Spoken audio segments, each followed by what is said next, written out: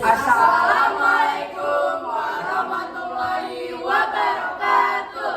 Selamat siang, salam sejahtera, shalom, om swastiastu, namo buddhaya, salam kebajikan. Pertama-tama yang saya hormati Bapak Lutfi selaku guru mata pelajaran sejarah peminatan dan yang saya sayangi teman-teman 11 IPS 1. Hari ini kita akan mempresentasikan tentang pengaruh revolusi 4 negara terhadap Indonesia. Sebelumnya kami akan memperkenalkan diri dulu. Perkenalkan, nama saya Giza Smita. Saya Eko Saka. Saya Giza Babil. Saya Amanda Mutiara Semi. Saya Alivia. Saya Muhammad Dampak Putra Subianto. Jadi topik yang akan kita bahas pengaruh revolusi Amerika, lalu ada pengaruh revolusi Prancis, pengaruh revolusi Rusia, dan yang terakhir pengaruh revolusi Cina. Revolusi Amerika. Pengaruh terjadinya revolusi Amerika bagi Indonesia tercermin dalam penggunaan asas persamaan hak dan kebebasan dalam organisasi. Berikut dampak revolusi Amerika terhadap pergerakan nasional Indonesia. 1. Revolusi Amerika telah mendorong bangsa Indonesia, khususnya kaum pergerakan nasional Indonesia untuk melawan penjajah. Pada masa revolusi Amerika, pemimpin rakyat koloni di Amerika mengadakan kongres pada 1776 yang berisi deklarasi kemerdekaan Amerika dari Inggris yang memuat tentang hak-hak asasi manusia secara universal. Semangat reformasi Amerika inilah yang mempengaruhi pergerakan nasional di Indonesia. Pengaruh revolusi Amerika secara langsung terdapat pada pembukaan Undang-Undang Dasar 1945 alinea pertama yang berbunyi bahwa sesungguhnya kemerdekaan itu ialah hak segala bangsa, dan oleh sebab itu maka penjajahan di atas dunia harus dihapuskan karena tidak sesuai dengan pri kemanusiaan dan pri keadilan. Yang kedua, kapal Inggris boleh berdagang di Indonesia. Pada tahun 1604, Inggris telah membangun kantor dagang di Ambon, Makassar, Jepara, dan Jakarta. Namun, Inggris tidak diizinkan untuk melakukan praktik monopoli di Indonesia seperti yang dilakukan Belanda. Setelah revolusi Amerika meletus, perdagangan Inggris di Indonesia semakin berkembang. Pada abad ke-18, Inggris bahkan diperbolehkan berdagang di Ambon, Banda, Kalimantan, Makassar, dan Jakarta. EIC pun tumbuh menjadi pesaing utama dari VOC, dan Inggris pun terus berusaha untuk merebut Indonesia dari tangan Belanda. Revolusi Prancis. Peristiwa revolusi Prancis adalah revolusi besar yang terjadi di benua Eropa maupun di dunia. Revolusi Prancis memiliki pengaruh yang kuat terhadap tantangan masyarakat dunia. Revolusi Prancis terjadi karena tuntunan dari kaum rakyat jelata dan borjuis yang merasa sangat terbebani atas kebijakan raja. Selain memiliki dampak yang besar bagi negara Prancis, revolusi besar-besaran tersebut berpengaruh juga pada negara lain, salah satunya itu Indonesia. Dampak pada Indonesia yang pertama munculnya paham-paham baru seperti liberté atau kebebasan, egalite, persamaan, dan fraternite, persaudaraan yang mempengaruhi Indonesia untuk bebaskan diri dari penjajahan atau dikenal dengan sebutan paham nasionalisme. Salah satu organisasi di Indonesia yang menganut paham nasionalisme adalah Budi Utomo.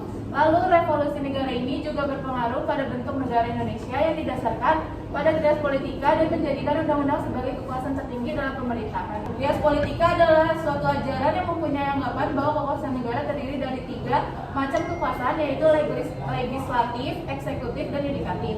Konsep Trias Politika pertama kali dikemukakan oleh John Locke, seorang filsuf Inggris, yang kemudian Trias Politika dikembangkan oleh Montesquieu dalam bukunya yang berjudul L'Esprit des Lois. Revolusi Rusia. Revolusi Rusia adalah gerakan politik yang bertujuan untuk meruntuhkan sistem kekaisaran Rusia dan mendirikan negara Uni Soviet. Revolusi Rusia berlangsung pada tahun 1917. Terdapat 2 fase penting, yaitu Revolusi Februari 1917 dan Revolusi Oktober 1917. Revolusi Rusia memiliki pengaruh yang besar terhadap berbagai aspek kehidupan negara-negara di dunia. Dampak revolusi Rusia bagi Indonesia yang pertama ada munculnya paham Marxis sehingga mulai berkembangnya ideologi komunis dan sosialis di Indonesia. Contohnya melahirkan Partai Komunis Indonesia yang awalnya bernama Indian Social Democratic Association. Pada tahun 1919, ISDV berubah menjadi Partai Komunis Hindia. Lalu pada bulan Desember 1920 berubah lagi namanya menjadi Partai Komunis Indonesia. Yang kedua, dampak bagi Indonesia ada pecahnya Sarekat Islam menjadi 2 kubu, yaitu Sarekat Islam Merah dan Sarekat Islam Putih.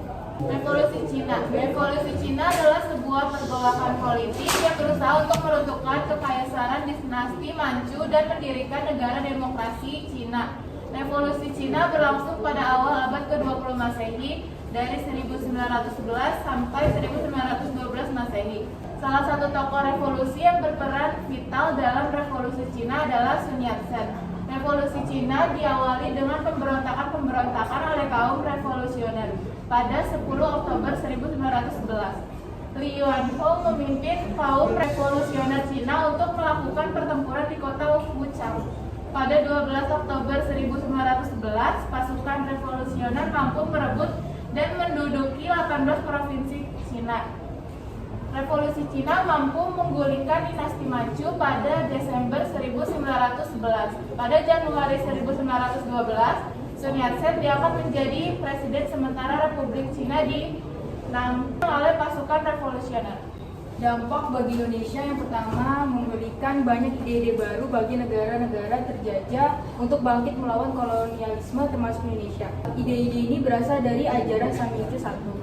Hal ini bisa dilihat dari munculnya golongan cendekiawan yang berpartisipasi dalam kegiatan politik. Contohnya munculnya Gerakan Kebangkitan Nasional yang diawali dengan berdirinya Budi Utomo.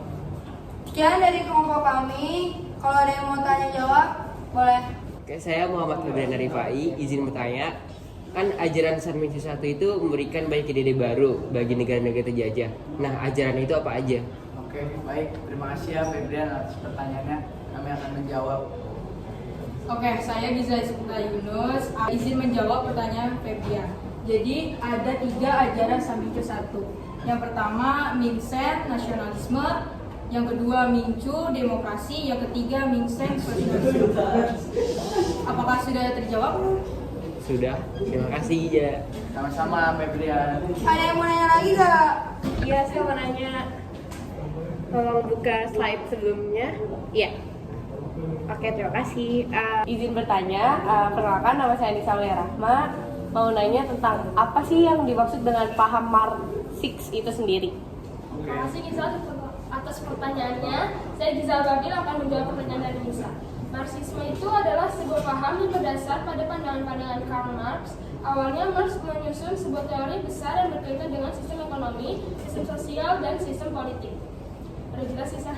Udah, terima kasih Ija. Sekian dari kelompok kami. Kurang lebihnya mohon maaf. Wassalamualaikum warahmatullahi wabarakatuh.